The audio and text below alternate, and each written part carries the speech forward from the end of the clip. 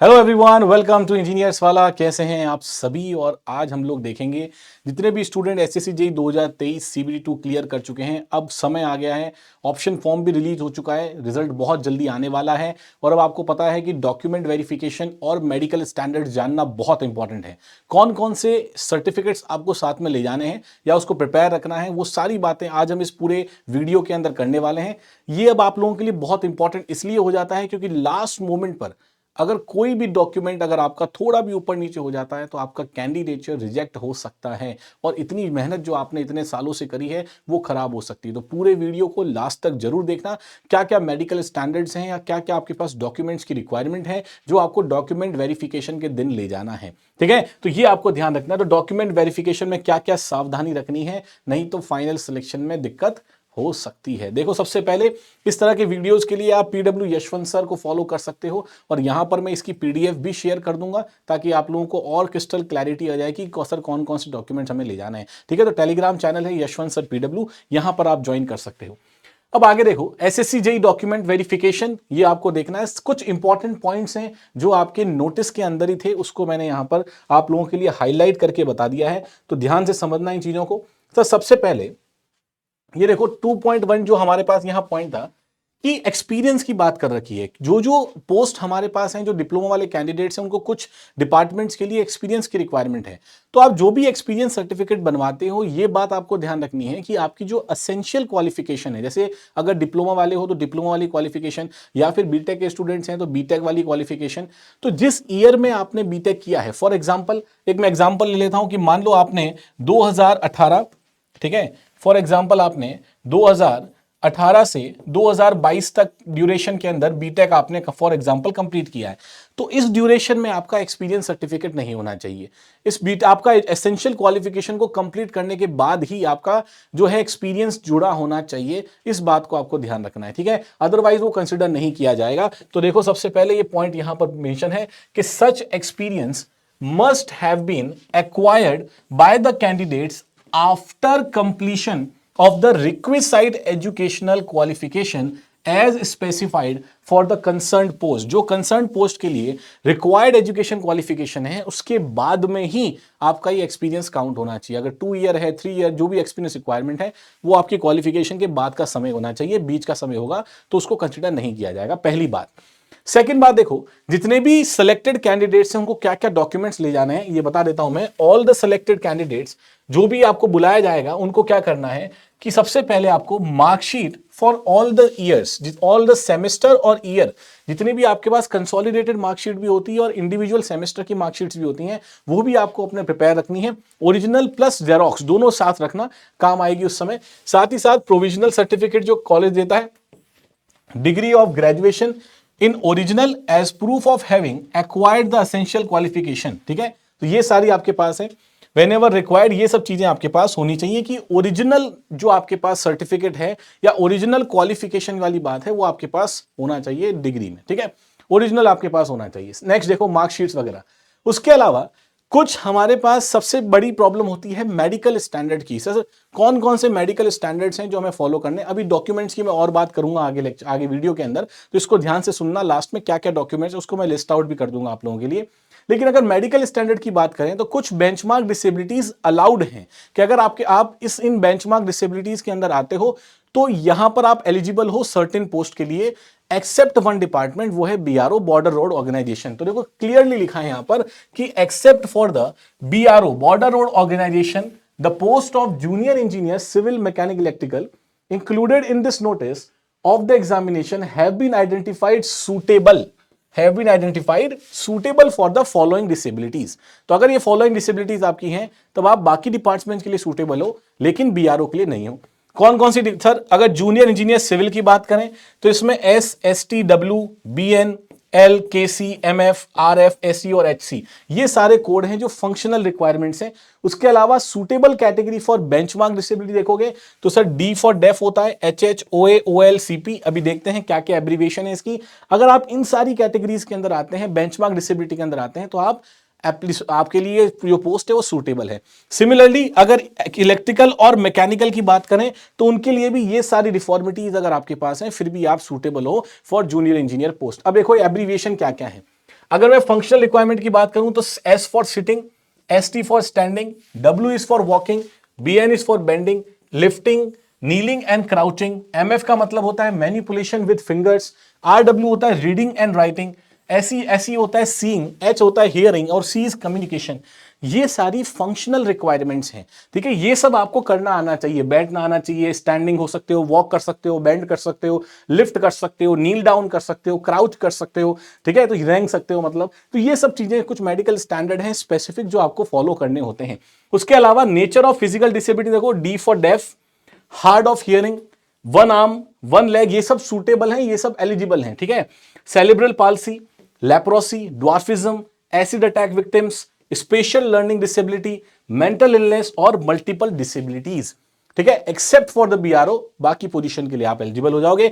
Note 1 देखो यहां पर, the suitability of post for persons with benchmark disability indicated in the table above shall be subject to exemption if any obtained by indenting organization। अगर यहां पर कभी भी किसी भी जगह पर यह पता चला कि आपके पास जो डिसेबिलिटी आपने बताई है वो एक्चुअल डिसेबिलिटी नहीं है, तब आपको वहां पर क्या किया जाएगा, आपको एग्जेम्प्ट कर दिया जाएगा या आपको आपका कैंडिडेचर रिजेक्ट भी किया जा सकता है, ठीक है। तो ये सारी बातें आपको यहां पर ध्यान रखनी है।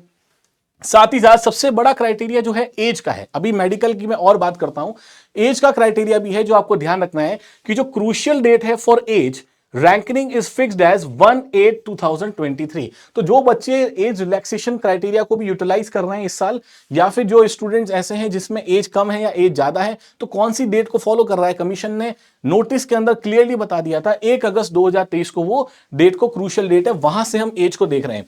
अब देखो, for the post for which age limit is up to 30 years, जिन पोस्ट के लिए 30 साल एज लिमिट है, उसके लिए क्राइटेरिया क्या है कि candidate must have been born not earlier than 2 August 1993 and not later than 1 August 2005, ठीक है। इससे आपके पास 1 अगस्त 2005 के बाद अगर आप पैदा हुए हो तब आप एलिजिबल नहीं हो, और 2 अगस्त 1993 से पहले पैदा हुए हो तो एलिजिबल नहीं हो। ये क्राइटेरिया है 30 इयर्स वाले का।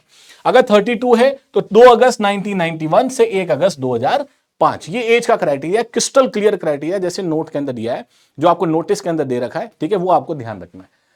अब सिमिलर देखो, क्या क्या सर हम डॉक्यूमेंट वेरिफिकेशन के दिन क्या क्या ले जाना है, ध्यान समझना, जो आपको कमीशन ने बता रखा है। मैट्रिकुलेशन मतलब 10th की मार्कशीट, ओरिजिनल और फोटोस्टेट दोनों ले जाना, जेरोक्स कॉपी।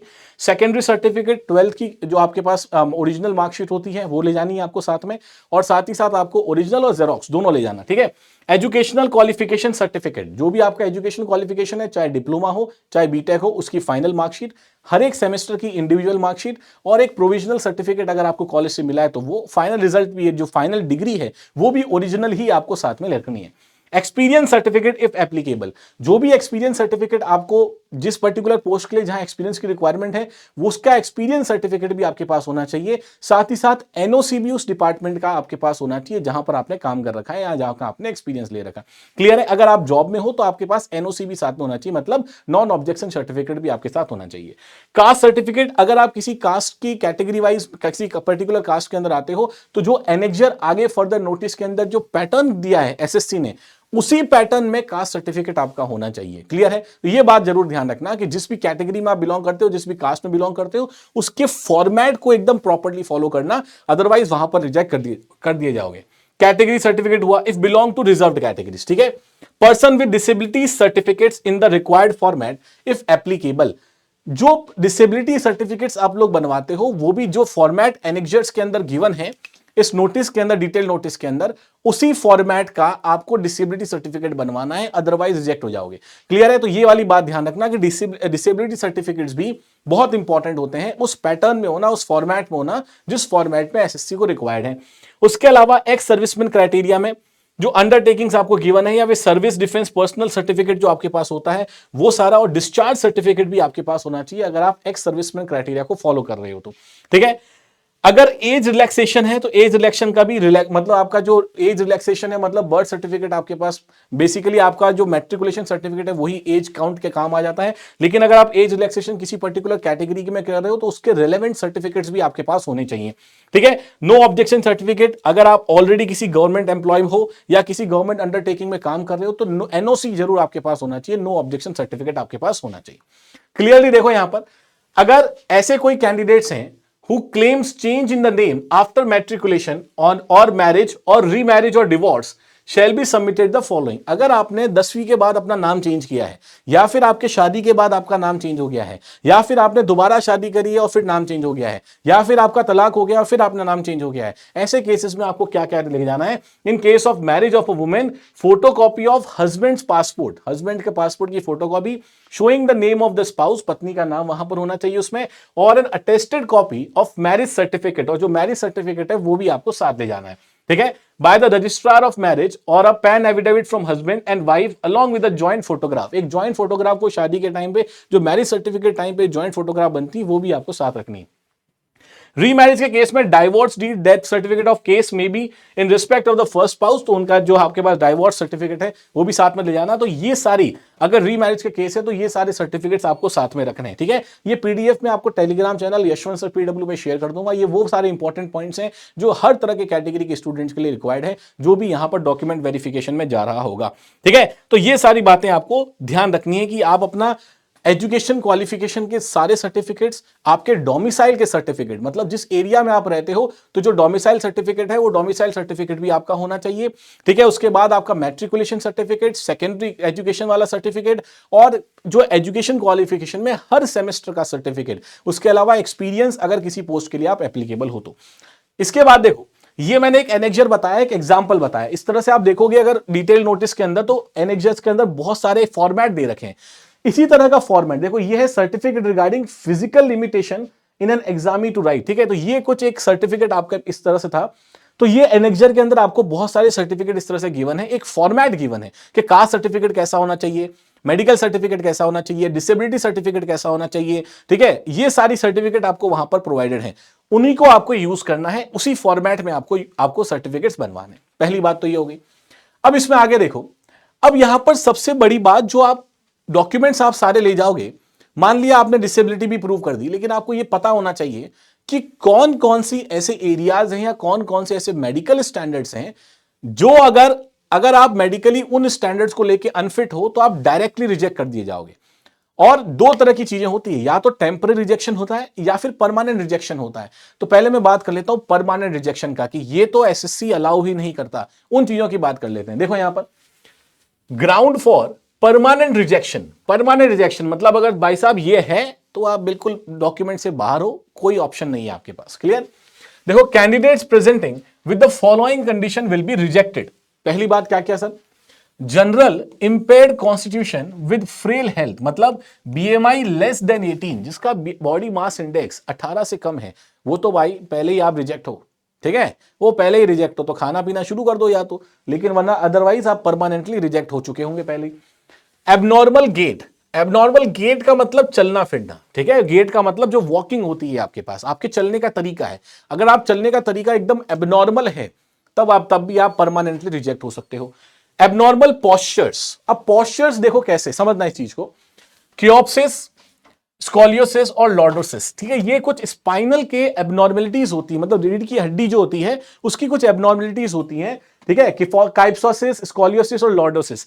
अगर ये तीन एबनॉर्मेलिटीज हैं तब आप परमानेंटली रिजेक्ट हो जाओगे। अभी मैं दिखाता हूं कैसी है ये।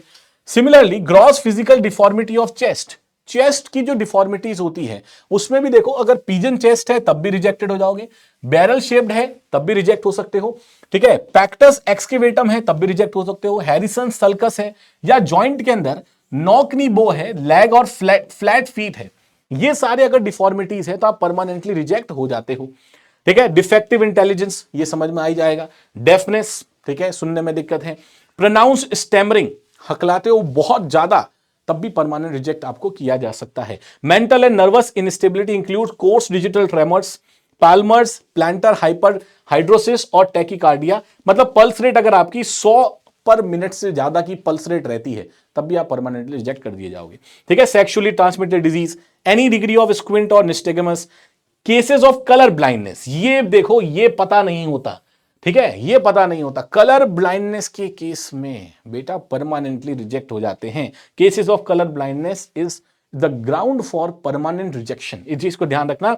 Corneal opacities affecting binocular vision of the individual और परफोरेशन ऑफ टाइपैनिक मेम्ब्रेन, ये सारे आपके पास ग्राउंड फॉर रिजेक्शन है। अब एक बात देखो, ये होती है normal spine, this is the normal spine. अगर ऐसी है तब तो आप एलिजिबल हो। ये होता है काइफोसिस, देख रहे हो, दिस इज द काइफोसिस। अगर आपकी स्पाइनल कुछ इस तरह से है तो आप परमानेंटली रिजेक्ट हो, डॉक्यूमेंट में पहली ही बार हो जाओगे। सिमिलरली ये आप देख सकते हो, ठीक है, ये आप देख सकते हो, इसको बोलते हैं सर, ये कायोप्सिस हो गया, इसको आप बोलते हो scoliosis. This is known as scoliosis, ठीक है। अगर आपके पास रीढ़ की हड्डी कुछ इस तरह से तब भी आप परमानेंटली रिजेक्ट हो जाओगे। सिमिलरली ये देखो, ये स्पाइनल एब्नॉर्मलिटीज है, दिस इज नॉर्मल, ये लॉर्डोसिस, कायोप्सिस और स्कॉलियोसिस। इस तरह की कोई भी स्पाइनल, अगर वो मेडिकल आपके जो डॉक्टर हैं, वो मेडिकल काउंसिल सर्टिफिकेट भी आता है उसका, जो मेडिकल डॉक्टर वो बता सकते हैं आपको बहुत बढ़िया तरीके से कि कौन सी कैटेगरी में लाई करते हो। अगर कोई भी कैटेगरी में इसमें लाई करते हो एब्नॉर्मलिटी में, तो बाहर कर दिए जाओगे, ठीक है। ये कुछ ध्यान रखना। इसके अलावा देखो, चेस्ट की जो डिफॉर्मिटी थी, चेस्ट में पिजन चेस्ट, पिजन चेस्ट कुछ इस तरह की होती है। अगर आपके पास आपकी चेस्ट का शेप कुछ इस तरह का है तब भी आप परमानेंटली रिजेक्ट हो जाओगे। सिमिलरली ये होता है बैरल्ड चेस्ट, मतलब आगे से पीछे की तरफ से बाहर निकल चुका है, this is known as barrelled chest. ये अगर पोस्चर है तब भी आप बाहर हो सकते हो। और लास्ट आपके पास जो होता है वो आप देख सकते हो सर, ये इसको हम बोलते हैं पैक्टस एक्सकेवेटम। क्या बोलते हैं? पैक्टस एक्सकेवेटम। अगर आप इस कैटेगरी के अंदर भी आते हो तब भी आप रिजेक्ट हो जाओ। देख रहे हो बीच में से क्या है, अंदर की तरफ जा रहा है चेस्ट। अगर ये डिफॉर्मिटीज पहले से हैं तो आपको ये ध्यान रखना है कि यहां परमानेंटली रिजेक्ट हो सकते हो। These are the grounds. उसके अलावा देखो, क्रॉनिक सपोर्टिव ऑर्टिस मीडिया, ठीक है, लॉस और decay of teeth to such an extent as to interfere with the proper mastication, dental points less than 14, ये भी आपको ध्यान रखना है। क्रॉनिक लंग इंफेक्शन नहीं होना चाहिए, एंडोक्रेनियल डिसऑर्डर नहीं होना चाहिए, myopia, gross degree of myopia नहीं होना चाहिए, कार्डियक मर्मर या फिर हाइपरटेंशन, मतलब ऐसे बच्चे जिनकी बीपी जो है वो 140 और 95 के आसपास पहुंच रही है, हाइपरटेंशन के शिकार हो, पढ़ पढ़ के टेंशन ले ली बहुत ज्यादा, बीपी बढ़ गई 140 के ऊपर लगातार में, वो उसी लेवल पर है, तो आप परमानेंटली रिजेक्ट हो जाओगे, ठीक है। बहुत सारी चीजों का ध्यान रखना पड़ता है। और permanent body tattoos are only permitted on inner face of forearm. जो फोरआर्म है आपका, उसके अंदर की तरफ ही आपका टैटूज जो है, परमानेंट टैटू, वो अंदर की तरफ ही एप्लीकेबल हैं। बाहर की तरफ होंगे तो पहले ही बाहर कर दिए जाओगे, परमानेंट रिजेक्शन, ठीक है, कोई इसमें मौका नहीं मिलेगा। फ्रॉम इनसाइड ऑफ एल्बो, मतलब एल्बो के अंदर, कोनी के अंदर से, to the wrist and to the reverse side of palm, ठीक है। ये आपको देखना है कि यहां से लेके यहां तक, यहां अंदर की साइड अगर आपका टैटू है तब तो ठीक है, बाहर की साइड हुआ तो परमानेंटली बाहर। तो डॉक्यूमेंट में, मेडिकल में बहुत सारी चीजें आपको ध्यान रखनी होती है।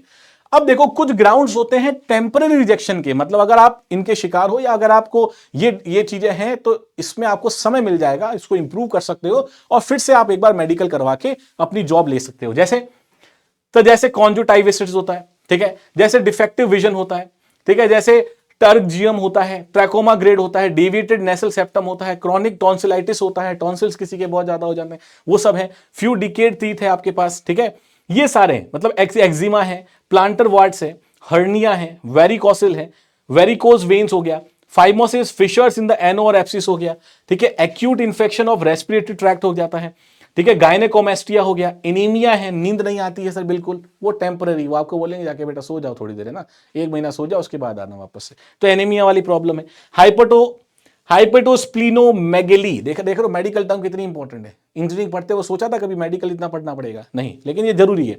बीएमआई अबाउ 30, अगर बीएमआई आपका 30 से ऊपर है तो वो टेम्पररी रिजेक्शन है, वो परमानेंट रिजेक्शन नहीं है, ध्यान रखना। आपको बोला जाएगा कम करके आ सकते हो, ठीक है, इस चीज का ध्यान रखना है। और should bring down the BMI below 30 with in 3 month, 3 महीने का टाइम मिलता है जिसमें आप क्या कर सकते हो, बीएमआई को फिर से आप 30 से नीचे ला सकते हो। क्लियर है? तो ये भी चीजें आपको ध्यान रखनी है। Acceptance of candidate with minor defects, मतलब देखो, एक तो परमानेंट रिजेक्ट हो गए, कुछ टेम्पररी रिजेक्शन होता है जिसमें आपको समय दिया जाता है, वापस आके आप सही कर सकते हो उसको, और कुछ होते हैं कि कुछ माइनर अगर डिफेक्ट्स हैं उसके साथ कमीशन आपको एक्सेप्ट कर लेता है। क्लियर है? देखो यहां पर जैसे माइल्ड फ्लैट फीट अगर आपका है तो वहां पर अगर माइल्ड है वो, तो उसको एक्सेप्टेंस है, एक्सेप्ट कर लिया जाएगा। But flexible and hammer toes, similarly mild knock knee, अगर थोड़ी बहुत नॉकनी हो रही है, लगभग देखो 5 सेंटीमीटर के आसपास, तब आपके पास फिर भी एक्सेप्टेबल है। माइल्ड बो लेग लगभग 7 सेंटीमीटर के आसपास एक्सेप्टेबल है। इस तरह से स्लाइट डिग्री ऑफ वेनिकोरल, ठीक है, ये सब अगर आपके पास है। Healed perforations of eardrum, healed trachoma without residual gross deformity, slight stammering, हल्का फुल्का हकलाते हो कोई इशू नहीं है, ठीक है, वो आपका एक्सेप्ट कर लिया जाएगा defect. Mild hyperhidrosis, mild degree of phimosis, ठीक है, perforation in the year drums, अगर ईयर ड्रम्स के अंदर छोटे मोटे छेद है कुछ माइनर डिफेक्ट्स के साथ आपको एक्सेप्ट कर लिया जाता है। Slide curvature of leg, leg में कर्वेचर आ जाता है, वो अगर थोड़ा बहुत है तो आप एक्सेप्टेबल हो, ठीक है। Slight hammer toe, mild degree of varices और डीएनएस एक्सेप्टेबल आफ्टर ट्रीटमेंट, ठीक है। तो ये सब चीजें जो है इस डिफेक्ट्स के साथ आपको एक्सेप्ट कर लिया जाएगा। अब कुछ इंपॉर्टेंट पॉइंट जो है वो जो आपको पता रखने हैं सर वो ये हैं कि देखो टाइम लिमिट कितना मिलता है। जितने भी all the cases of permanent unfit may be reviewed by higher medical authority and should declare him unfit या fit within 1 month duration since the time of unfit declaration। अगर मेडिकल काउंसिल ने आपको permanently unfit declare कर दिया है तब आपको लगभग 1 महीने का समय मिलता है और उसके बाद फिर से आपका चेकअप होगा और फिर अगर मेडिकल काउंसिल फिर से आपको अनफिट बोल देती है तो आप बाहर हो जाओगे, फिट बोल देती है तो आपको अपनी पोस्ट के अकॉर्डिंग चीजें मिल जाएंगी। टेम्पररी अनफिट बोला तो may be reviewed by higher medical authority within 3 months, मतलब 90 डेज का समय, जैसे बीएमआई वगैरह का था तो बताया था मैंने 3 महीने का समय मिलता है। Unfit since the time of declaration, तो जिस समय आपका मेडिकल अगर टेम्पररीली आपको अनफिट बता दिया गया है तो उसके बाद आपको ये ध्यान रखना है 90 दिन मिलते हैं जिसमें आप उनको रिकवर कर सकते हो और फिर से आपका चेकअप होता है और उसके बाद ही आपको अगर फिट होते हो तो आपको जॉब के लिए अलाउ किया जाता है, ठीक है। तो ये सारे कुछ मेडिकल स्टैंडर्ड्स हैं जिनकी बारीकियों को समझना बहुत ज्यादा इंपॉर्टेंट है। डॉक्यूमेंट्स क्या क्या कैरी करना है ये समझना बहुत इंपॉर्टेंट है, ठीक है। तो और आपको पोस्ट प्रेफरेंस का तो आपको बता ही दिया गया था, तो इन चीजों का आपको ध्यान रखना है और ये लास्ट स्टेज है इसलिए बहुत ज्यादा ध्यान रखना है, ठीक है। तो ये सारी बातें, अगर और भी आपको कुछ डाउट्स हैं तो आप कमेंट बॉक्स में कमेंट करके बता सकते हो। डॉक्यूमेंट वेरिफिकेशन में किसी तरह की कोई भी गलती आपको नहीं करनी है, आपको अपने डॉक्यूमेंट्स भी समय से पहले प्रिपेयर कर लेने हैं और साथ ही साथ मेडिकल स्टैंडर्ड्स का भी ध्यान रखना है। जितने भी मेडिकल सर्टिफिकेट हैं, जितने भी कास्ट सर्टिफिकेट हैं, डोमिसाइल सर्टिफिकेट हैं, non objection no objection certificate हैं, आपका मैट्रिकुलेशन सर्टिफिकेट है, सेकेंडरी सर्टिफिकेट है, एग्जाम जो आपका जो डिग्री का सर्टिफिकेट है, प्रोविजनल डिग्री है, उसके अलावा ऑल सेमेस्टर सर्टिफिकेट है, जो ऑल सेमेस्टर की मार्कशीट होती हैं वो सारी हैं। ये सारे डॉक्यूमेंट ओरिजिनल भी होने चाहिए, जेरोक्स की कॉपी आपको करवानी है। आई होप ये वीडियो आप लोगों के लिए बहुत हेल्पफुल रहा होगा, ठीक है। मुझे लगता है मैक्सिमम सारी जो इंपॉर्टेंट पॉइंट्स थे वो मैंने आप लोगों के साथ डिस्कस कर लिए हैं।